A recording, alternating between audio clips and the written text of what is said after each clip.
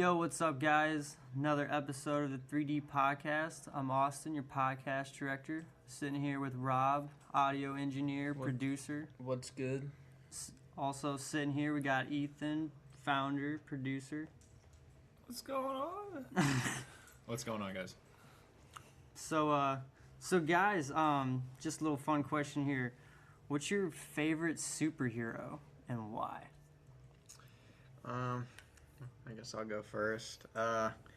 My favorite superhero is Batman, and the only reason I like Batman is because the Christian Bale version ones. Because I saw Batman Begins, and then I went to go see The Dark Knight. Oh shit!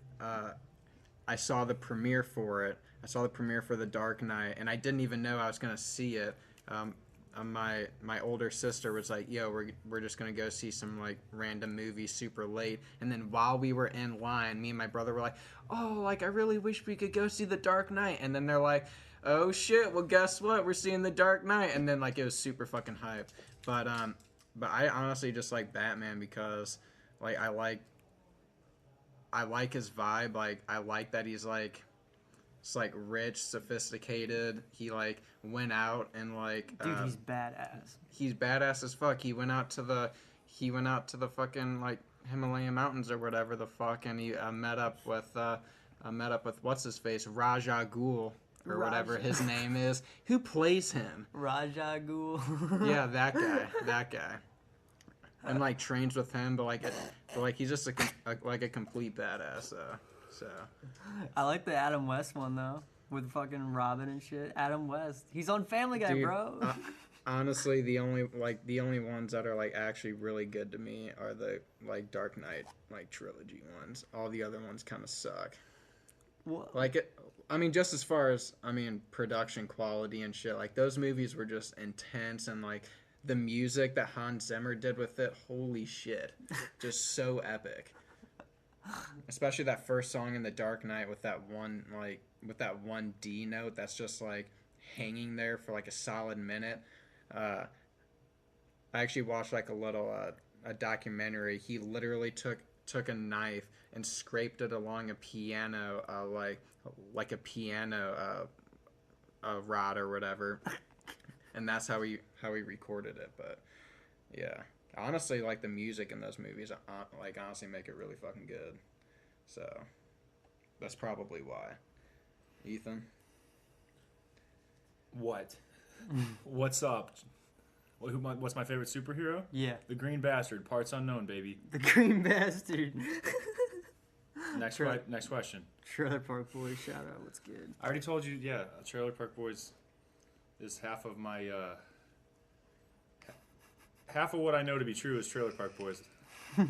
So yeah, next question. So Ethan, how's the whole sobriety thing going with like nicotine and vaping and stuff? How's that journey treating you? I don't know if we've talked about that yet, but have we talked? We talked about how you like stopped vaping, you don't do it anymore. Oh right? yeah, I guess we have. Yeah, I mean it's just one of those things where like if you want to do it, you're gonna do it. Much like, I guess, switching from regular cigarettes to vaping or whatever, but it's mind over matter. Like, I think that we already have pretty much, like, talked over, like, how you can quit or whatever, like, if you, like, just build new habits or whatever. I mean... You ever feel trouble to, like, start it again? Absolutely, but that's life. We live in a world that promotes the temptatious behaviors rather than tries to protect you from them. Because, obviously, addiction is pretty profitable, but nonetheless, I mean, that's, like... Everybody's going to do what they're going to do, but yeah, no, I was able to quit it, and anytime that I'm tempted, I just remember that it's a huge waste of money, and I'd rather spend money on pretty cool computers that can let me get further in my career and do the things that I want to do. Rob, do you ever think about stopping about vaping and stuff like that? Because I know you still vape. I mean, honestly, not really. Like, I mean, I honestly, if I do think about it, I really can't think of myself not doing it. If there's a study that comes out that says vaping will kill you, like vaping ruins your lungs or whatever, then yes, like I will be willing to quit. But you gonna switch to dip? I mean, no. I actually used to dip, and then I patches. cutting Fuck no, pouches are for pussy. Patches. dog. You gonna do the patches? the What are nicotine. patches? Oh yeah, patches. no. What I'm getting at is like if No. if they said vaping, like because this is the point that I think Austin was getting at. It was like you're saying like, oh well, if they came out and said vaping is like bad for your health, that I would quit. Like you still would be addicted to nicotine. So would you quit cold turkey? Is that what you're saying, or would you quit like you'd find an alternative? I mean, it'd probably be easier for me to quit. I mean, cold turkey. I mean, vaping doesn't have all the other addictive shit that cigarettes do. So it's already easier to get off of. I mean, yeah, I'll admit like I'm addicted to nicotine like because of vaping, but I mean, I'm probably just not gonna stop unless there's some study that says it's gonna kill you or it clogs up your lungs or you get popcorn lung or some bullshit, which has been debunked 100 times. But if it's true, then I'll be willing to stop.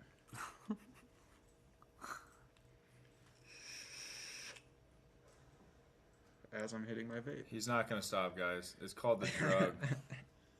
Imagine that your brain's like, you need it. I mean, like you can't go 1 day, 2 days without it, 3 days. That's what an addiction is, but like I mean, I've never had to. you won't to be die honest. without it. Like no one wants to do it because it sucks. But like if someone put a fucking gun to your head and was like, hey man, like you gotta quit vaping or I'm gonna blow your brains out, you'd see very clearly, very quickly that it's like it's doable. It just sucks because yeah, imagine that like it's addictive and brain. Well, I defend myself, so that would never happen in a Okay, yeah, situation yeah, with yeah. me. Don't tread on me, mother. I'd still probably end up dying, but hey, at least I died with dignity, right? I died with. I don't know. I still fuck with my Juul though, but I did go a week without it. And Really? that was pretty difficult. Really? 'Cause, But yeah, the like, Juul has like 50 milligrams. Yeah, true. That's different than like 6 that I'm doing, you know. Yeah, I told myself I wasn't gonna buy any more pods after like I ran out of my last pod in my pack, and then towards like Thursday, because I started it on Sunday, and then I carried it on throughout the week because I wanted to get like a full weekend, and caught myself like Thursday, and I pulled out like that V10 juice, and I was putting it in my pods because I was just fiending for a fucking nicotine buzz. It was terrible. I don't know. I can't go with. You were fiending for a nicotine buzz. Yeah, bro. Like I just like. I didn't get a nicotine buzz after fucking 3 months of starting in freshman year when I was 14, 15 years old. What do you like? Dude, I can still get a nicotine buzz, dude. If I yeah. take 3 huge hits on this, I dude, wouldn't I'll call fucking that, feel it. I wouldn't call that a buzz though. Like you and I both know that when you were in middle school hitting a vape, you were drunk off your ass. Like there's no other way. yeah, There's no yeah. other way to put it. Yeah. Like you were fucking seeing figure eights. Like Dude, I literally remember going into the bathroom before every class and just walking in, just like stumbling, just be like, "Fuck, dude!" Like, fucked up. dude. I remember when I got such a nick rush, bro. school. Watch Apple like take like you and Jewel both like you're in timeout. You fucking like take like I gotta they're gonna probably take our podcast off. Like, quit promoting nicotine. Sorry, It's an epidemic, you damn teenagers. No, it is not. No, dude. we're all 18 here. It's all good. Yeah, no, you probably shouldn't Jewel, honestly. No. You shouldn't vape. The only reason you should vape is if you're getting off real You shouldn't cigarettes. vape. But is this a vape episode or what's next? So yeah, Ethan, the whole studio situation. I know how we've like came a whole long journey of like crappy equipment at first, and we built the whole studio how it is now, looking pretty fresh. But as we've came into troubles that like we've ran out of like space and all that stuff. When do you think we're gonna be getting a house? Because we've talked about it a little bit, like amongst ourselves and stuff like that. But when do you think we're gonna start taking the next level and get a crib for the boys? Whenever you guys out there come to our shows here in like 2 or 3 months and pay those damn bills. But no, nonetheless, we are probably in the next 6 months to a year going to be moving into our own place somewhere around the St. Louis area and kind of taking what we have set up in Mom's basement and getting it into our own living quarters. But like you mentioned, the kind of the process and transition between or from rather the initial studio, if you can even call it that, to what we're at now. It's been a journey, and we're still not quite done elaborating on kind of the studio relative to where we began. It's like, you know, we started with like throwaway fold up tables from Target. They were like could damn near like hardly support the weight of the equipment on it. They were straight up beer pong tables. Not even like 20, like the ones with the pop down legs, like flimsy as shit.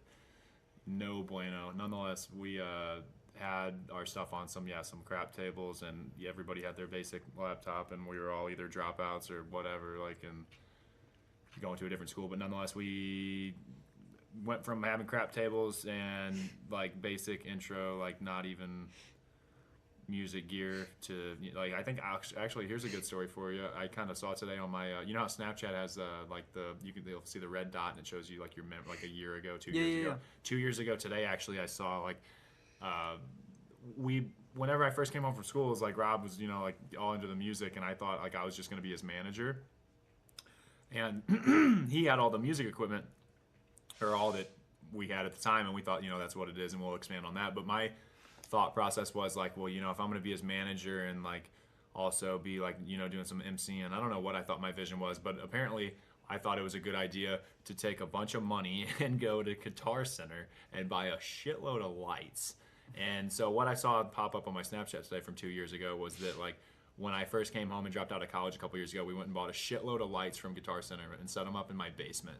And I had my like laptop plugged into like my sound bar and was just like blaring music on out of a sound bar with lights, like a light bar, gig bar set up in front of it, which is just like a tripod with like 4 lights on top of it, like some LEDs, some lasers, all that, entry level lights, and like a laser smoke machine, all that. So we think we're so cool, right? And we had like no turntables, like no actual DJ equipment, but that's what Rob has. And this was one of the nights that this video, the memory that popped up a couple years ago, was the night that Rob wasn't there. And so like when Rob wasn't there, ergo when the DJ equipment wasn't there, I would just set up with I would put like 2 chairs next to each other, like the backs against each other, like 2 feet apart, and then like I would balance the sound bar on top of those so they were like mid, like chest level, so that like the audio wasn't like on the ground or something. And then I would stand behind that with like one of those cheap ass tables, and like down on that table I would like set like lights and like lasers and shit in front of my laptop, and then on my laptop I had that plugged into the sound bar, and I would blare music out of there. And like the lights that we had would go, they'd like flicker to the music, just basically it had like a little like microphone on it, and it doesn't work very well, but we would get it all set up and have the smoke machine going, and we just thought we were so cool. But like our transitions at the time were that like, or what I say it was me, like I would have like YouTube open and SoundCloud open, and I would like have one song playing and then like click over to the other window and like pause one and start the other at like the same time, because I had like a touchscreen computer, and like I could do like somewhat of a transition. But like it was the saddest thing ever. And like until I kind of realized, really, Evan, he came over he was home, my brother was home one night around that time, it was like Christmas time for college though, and he's like, dude, Ethan, you're like way too hands-on to just like, you're gonna end up butthurt later when Rob has the limelight. And you're like, man, I want to, like, and I kind of knew, like, I didn't know that I agreed with everything that he was saying, but I knew that I could definitely like be doing more to not just be like the business side of things. So that was about the time that we kind of started to like look into getting some like pro grade turntables, and that's when I think I bought like the first CDJs that I had.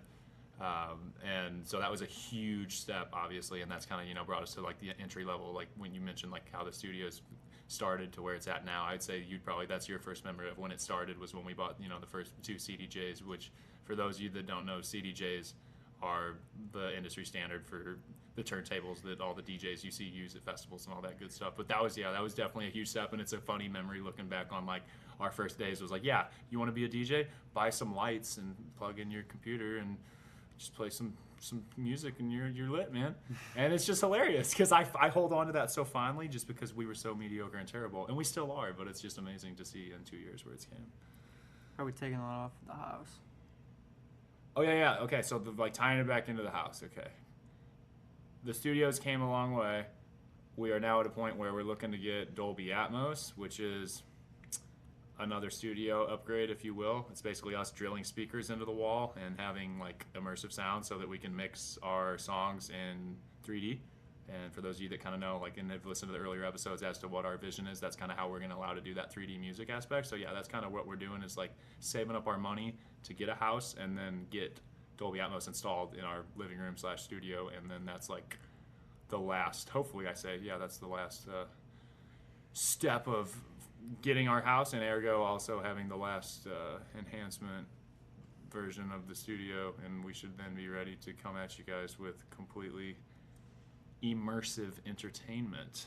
That'll be sick as fuck. Plus, like, we can get so much work done and shit. Like, we'd always come home to, like, do whatever we want. We could come home and, like, have a fucking session at night and shit. That'd be sick as shit. We can do more podcasts too. We might do a couple a week, or like, I don't know. We can do whatever the hell we want. But it's very exciting. There's a lot of opportunity coming up. We on the 28th of December actually, which actually I guess we're 2 weeks ahead of schedule here recording. So that might have been a few days ago.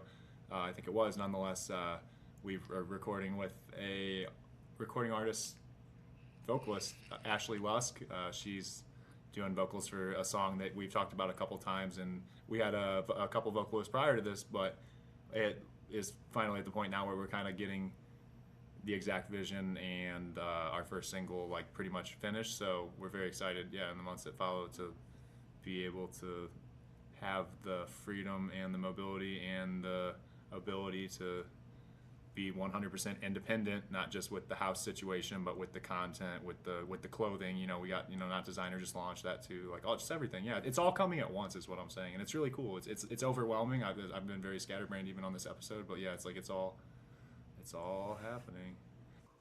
Are you gonna set your like with the house and everything, Rob? Are you gonna like set up your like kind of like how you'd have at your house, like your own little type of studio in your room, or like how are we gonna do that? With all the turntables and all that, we just all gonna put it all in one place. The living room's probably gonna be a studio. I mean, there'll be a TV and couch and stuff in there. I mean, I'm for sure gonna have a studio in my bedroom always. So. Like have your monitor and your speakers and shit. Yeah. I'll have a desk and monitors in there just so if I want, like, because I'm insane. I'm sure you are too. You have times where you need to like just hone in and like I need to fucking like focus or whatever. Yeah, but I mean that's like the only place I have one right now. So I kind of wish I could have a separate room, like to be honest, because. I don't know, just kind of separating the studio vibe from the bedroom vibe is really nice because you're in the same room that that you sleep. So, I mean, so sometimes when you're in the studio, you're thinking about sleeping because your bed's 2 feet like away from you. Your room's your safe place for sure. It is important to have a differentiation between work and personal place. Yeah. Yes. So, but I mean, yeah, we'll definitely have we'll have the Atmos studio In the living room, yeah, so that'll be the main living studio. quarters. But yeah, like as far as my studio, that's just for creating ideas and doing little shit. But all the big productions will be done in the Atmos studio. So Same. Just like a media conference center room thing. Just all the computers will keep the room warm, so we don't have to pay a heating bill. You know what I mean? So were you talking about like with like the studio? Were you putting like? Are you gonna put like shit like styrofoam shit on the wall? Like Fuck no. I mean, we'll get acoustic panels. Like our microphone, what we use for that, like how we are able to record here without having like treated, is we have what's called a chaotic eyeball, and it goes over your microphone. And it's like the way they advertise it is that it's a recording studio for your microphone, but it just slides over your mic, and you get good acoustics, gets rid of all that white noise and all that good stuff. But for as far as like the Dolby Atmos, like speakers on the wall and like having a completely like treated room, it's part of the price. Like when you hire or when you order rather Dolby Atmos, I hate to say it as if like we're special or anything, but you have to get permission actually to buy it, and the computer itself is made to order. Like they don't have them in stock anywhere. When you look it up, you can't even find the price. You have to inquire and go through a certification in order to have permission to buy it. And with that, part of the price is that you pay a Dolby Atmos engineer, you pay $5,000 to have him fly out and personally install your computer as well as your speakers, your cables, all that good stuff, and then you have what would be referred to as a Dolby Atmos certified studio. And so that's what we'll be doing in our living room. It'll be one hell of a living room. Wow. We'll be living in that room. What's up? Oh no, dude! Like I'll be fucking helping that guy out, dude. I'm gonna learn as much as I can from that, dude. Pencil and pad, yeah. Like Yeah, I'm dude. sorry, can you like what? Why? What are you doing? Yeah. And he'll be like, no, I don't slow. Yeah. No, but nonetheless, that is what we're doing. We're gonna have a We'll specifically ask for a chill, dude. yeah. and then we're gonna copy everything. I actually, people first asked us when we told them about 3D, they thought that we were just going to be the company that would like come and set that up for artists. They're like, oh, so you're like a roadie company that's just going to come and set up that amazingness for everyone else. Like, no, we're doing it for ourselves. Like, one of my teachers, he's like, oh, that was what they initially, their conceptualization was of what we were trying to do. Interestingly enough. How is school going with you, Rob? Because I know you're still in school at EI. How's that going? You know, school's going pretty well. I mean, to be honest, I'm kind of losing some inspiration just because it's not really my, like, the scene there isn't the scene that I'm trying to get into, which is the electronic scene. So a proper school would definitely be a place in LA or something, but that's obviously super expensive and shit. Well, actually, the school I'm going to now is more expensive than the school I wanted to go to in LA, but living in LA is a whole nother like super expense because I mean everything there is super expensive. So I had to go here, but I mean it's really cool, man. I mean I have a lot of connections. I'm meeting a lot of people, and I'm honestly learning a lot.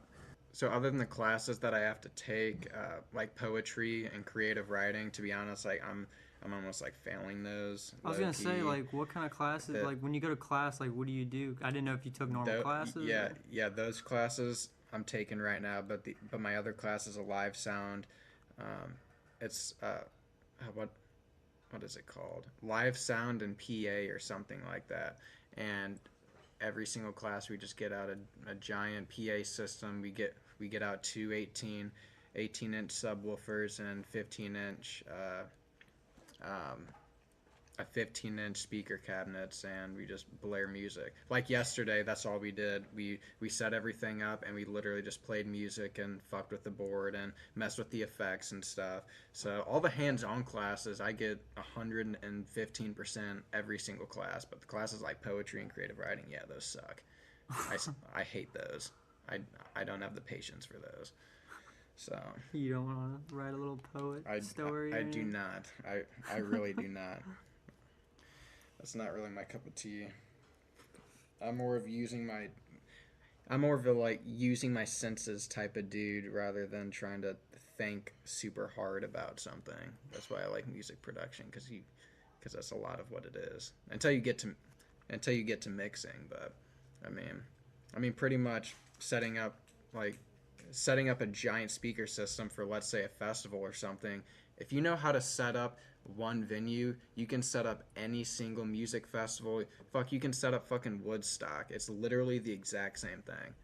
It's just signal flow. And I mean, all audio engineers know that, but yeah, I mean, pretty much from the stuff I learned there, I can pretty much go any way I want with it. I can go into live sound, which is really big right now, mostly because I think social media and stuff, people on social media want to go post on there and say, hey, I went to Coachella, hey, I went to EDC and shit. All these live events are getting bigger and bigger every year, so there's a lot of money in those. So, I mean, you can go into that, you can go into internship at a studio, get to know the industry, but I mean, there's a lot of different paths, yeah. But I learn a lot, man. You close to graduating? I graduate in about 6 months, so I got a good chunk left. So, like, once you graduate, what are you gonna do? You know, that is a good question.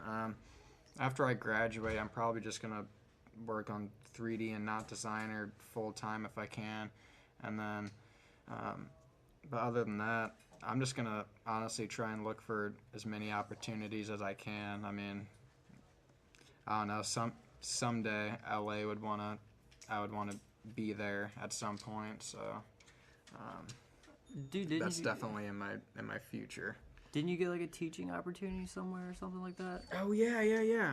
What's up with that? I did get a teaching opportunity. Actually, Ethan could probably tell like a little bit more about where it is, because I have no idea where it is. But he hit me up about it. He was like, "Yo, I got this opportunity from our manager."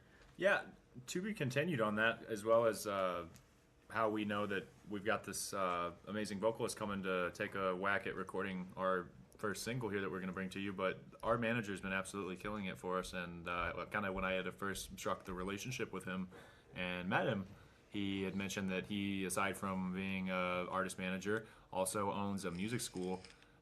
It's actually in St. Charles, and it's a rhythm music studio.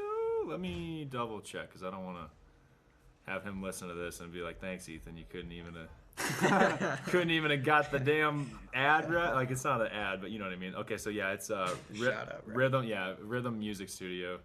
That is the music school that he owns, and it's actually a music and performing arts school. That's like a private school in like St. Charles area, I believe. Okay. But nonetheless, he was looking for someone to teach some of his entry-level production audio engineering students some just like basic entry-level DAW functions, stuff like that. You know, simple beat loops, simple beats. You know, learning how to get into production. And our man Rob, he offered it to me initially, and I was like, I said I'm flattered, and I could probably do it, but I also would be, I would be dishonored to tell. I mean, I would have to tell him, and I did tell him that I was like, the guy that you want for that. And the first thing that came to mind was that Rob not only had just mentioned to me a few weeks before that he was kind of like, yeah, I kind of want to intern with a studio, or you know, just do something where at least I'm getting paid, and it's also still like hands on because it's good practice and just being around it, the environment, you know. And I was like, for sure. And then what do you know, serendipity? Like, yeah, he. Our manager, I'm sitting there having dinner with him, just met the guy, and you know, everything's going great, and he's like, yeah, I need a guy to teach this class in my school. And I'm like, dude, Rob is your guy. So we don't have all the details on that, and it's not 100%, but aside from being a badass manager that we did strike a deal on, and all the other, like the getting the artist for us to record these vocals and other stuff like that, it appears that he also has enough time to run a music school and is looking for some teachers. So yeah, tons of opportunity coming our way over here, and we are just G'd up from our feet up, you know? That'd be so sick, Rob. You're a fucking I'm a teacher. professor. What the fuck's good? Yeah. It's Yeah, like, you have to call me it's professor. Like, so I had professors last month, and now I'm a professor this month. Like, Professor Rob, dude. well, no, that's great. I That's mean, good. like, I don't know anyone aside from student teachers that are like, okay, I just graduated and was a student. Now it's time for me to get my students. Like, unless you're like a student teacher or something, you know what I mean? Yeah. So yeah, you finessed it. You're getting your money back. Oh, It's like, yeah. listen, he got to turn this equation around. College is kind of expensive, but hey, the difference is they do feed it to you. My music theory teacher at EI one time, the guy in class, he's like, man, some bullshit. Like, all this shit's online. And the teacher's like the straightest look I'd ever seen a man have on his face ever. He like looked at the guy like he'd seen a ghost. And he's like, you're right. It's online. But are you gonna go home, sit down, turn on your computer, put away the weed, and learn the stuff? And also, are you gonna know where to go to find exactly what you need to know? And the guy's like, yeah, okay, I feel you, dog. And he sat down, and we just resumed class, and it was great. I But could so picture him saying that. point too. being that, yeah, college is very expensive, but the alternative is, what I'm saying is the alternative is to have discipline, which is backing up your ambitions with your actions. It's easy to get it fed to you. It's just very expensive, and you still have to pay attention. But if you have the discipline, you should just do it yourself and get those audiobooks and those podcasts rolling. Hell yeah. That's a different talk. We've had that, yeah. Oh yeah. So guys, we got any words to live by for the audience? Ethan? If you stand for nothing, you'll fall for anything. Yeah. So Rob, your words to live by? Yeah. So I got this little piece of knowledge.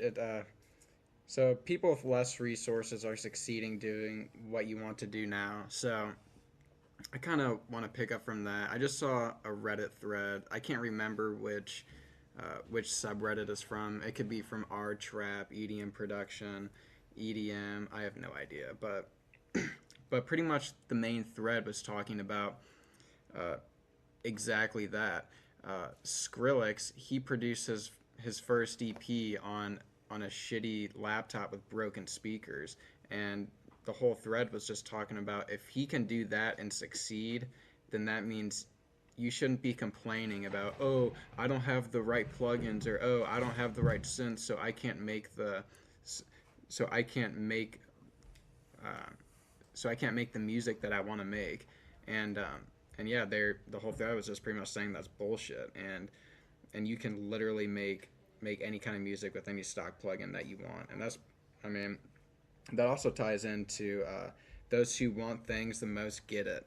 And Skrillex definitely fucking wanted that because, because definitely over talent just takes just pure heart and will, and that's what he had. And if you have that, then your talent will come out eventually. So, yeah, that's pretty much my little words to live by. Bad skis. So yeah, we're doing something new here on the podcast where you guys can send us questions on it. You can send us a DM on Instagram at 3D Music Official. You guys can ask us questions that you guys want answered. You can do it anonymously or not. It'd be better if you in the message if you clarify if you want it anonymously or not. So If we like your question, we'll answer it on the show. yeah. And we look forward to kind of seeing what you guys are wondering about as far as what we're doing and where we're going and all that, because we only know what we know. But yeah, if you want your name in there, we'll say it on here. We'll say where it came from. Be sick of shit. So if you want to do that, for sure, hit us up on Instagram. Send us a DM, 3D Music Official. Where can the people find you, Rob? Rob Santel, Twitter, hit me up. Just Rob Santel at. Rob Santel at. Gotcha. Ethan. So at Rob Santel? Yeah. Okay. Yes. Okay. Ethan, where can the people find you? You can find me on Instagram and Twitter at I'm Ethan Costello. I'm more active on Instagram though.